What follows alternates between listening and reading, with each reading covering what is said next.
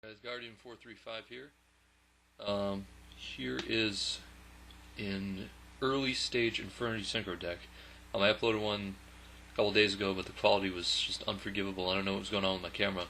So this is deck of the month April, and it's early stage Infernities. So it's like a synchro deck, and it uses two of the Infernities. But I'll go by and explain kind of what everything's going to be replaced with.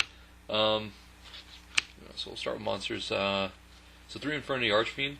This guy's really good. He level 4, 1200, 1700. Can't be destroyed by battle or card effects if you have no cards in your hand. So he's pretty good. Next we have 3 Infernity Necromancer. So this guy, regardless of the cards in your hand, when you summon him, he goes to defense mode like Summoner Monk. Then, if you have no cards in your hand, once per turn, you get to grab an Infernity from the graveyard. So this guy in this deck. So it's pretty cool. So you can just keep synchro summoning. This deck's a lot about recycling your ability to synchro summon. So that's what that is. Now 3 Deep Sea Diva. This is the most interesting card in the deck because it's going to become the Infernity Beetle. So it's the only card in the deck that's directly becoming something else that fits a lot better. But basically, Infernity Beetle's effect, if you don't know, if you have no cards in your hand, you can send it to the graveyard and grab 2 more from the deck. And it's also a level 2 tuner. And Deep Sea Diva, she just grabs another one from the deck when you summon her, or normal summon her rather. So they're very, very similar, except the fact that it's dark is going to help a lot more in terms of the recycling. Going to make it kind of cheesy. 2 Gravekeeper's Guard. So he's in here for now because he's good 1-for-1 with synchros. You can get him back. The fact that he's dark is really helpful with the deck because you can get him back with Dark Eruption, and you can remove him from play with Dark Creator, stuff like that. He's also good for just bounce back, summon Gale, get out Urbellum, set your opponent back a turn. Snipe Hunter. So, I don't like this guy at all, but he's dark, 1500 or less for Dark Eruption. Level 4 you can bring it out with Summoner Monk, and the fact that the Infernity thing is you need no cards in your hand, he's definitely not bad in this deck. Summoner Monk, he's brilliant in this deck because you're losing a card from your hand. And then you're getting a monster from the deck, so you're giving up hand advantage for field advantage, which is the basic premise of this deck, is give up the hand advantage, get the field advantage, and get your nasty synchro guys out. Armageddon Knight, he's pretty good in this deck. He's not fantastic, but what he does is most ideally he'll just send Level Leader to the graveyard, and Level Leader I just discovered actually. Did not know a card this good was out there as a common. He's pretty nasty. So basically, Level Eater, he just eats a level off a level 5 or higher monster, and he comes back from the graveyard. And he can just keep doing that all game long. So, and his only restriction is something silly too. This card cannot be tributed except for a tribute summon. So you can still synchro summon with him and whatnot. So he's good if you're trying to get a level 9, if you have a 6 and a 3, like the Tricky and Gale, and you bring him out and you need Mistworm, which needs 3 or more. So he's really good for that. Go along with him, Quick Draw Synchron. I love this little guy. You discard a monster from your hand and you bring him out, and he's a level 5 tuner, and he can only bring out a Synchron guy or whatever. Yeah, he can only bring a guy that requires a Synchron monster, but he does replace any Synchron monster. So you can bring out Junk Warrior by summoning him and then Level Leader. Discard Level Leader, bring him out, eat a level, and now you can synchro summon, which is really nice. Spirit Reaper.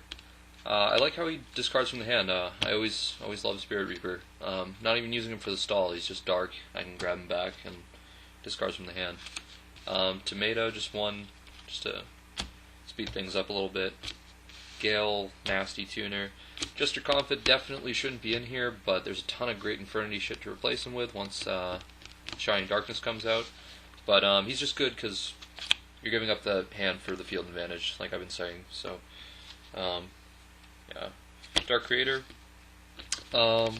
So he goes right along with the theme of recycling, your tuners and stuff. Obviously, he's not as effective in this build because the Deep Sea Diva are water, but when they become the Beetle, they'll be ridiculous. The Tricky doesn't need to be in here, but you discard a card and you bring him out and he's level 6. So he's not that great in gameplay for some reason, but he's pretty good in theory. Rose, she's good for Summoner Monk, and she also doesn't really need to be in here, but she's really good for now. It's just a level 4. Alright, on to spells. 3 Dark Eruption. So get back a level, or not a level, 1500 or less Dark Monster. 2 Dark World Dealings. So you draw a card, both players draw a card and then discard a card, so it's a -1, but it's kind of what you want to do, especially if you're getting something like Level Leader in the graveyard. Lure of Darkness. I consider swords a staple, so here are the staples. Whatever. 2 Karma Cut. Get to discard a card, remove from play a face-up monster. This is really good in this deck. Usually I would run something like Compulsory, because usually this card gets used on a synchro monster, but yeah, I'd rather discard from the hand. At least in this build, because I don't have the support to allow me to discard and then get some beneficial effect. 3 Threatening Roar, stops COTK. It's really good 1-for-1 if you're playing someone that likes to play that way, where they heavy storm 1 card because they're worried about like Starlight Road, or if they're just going to Mystical Space Typhoon it for the hell of it. So it's really good to just bring it up. Also can protect your tuners for a turn.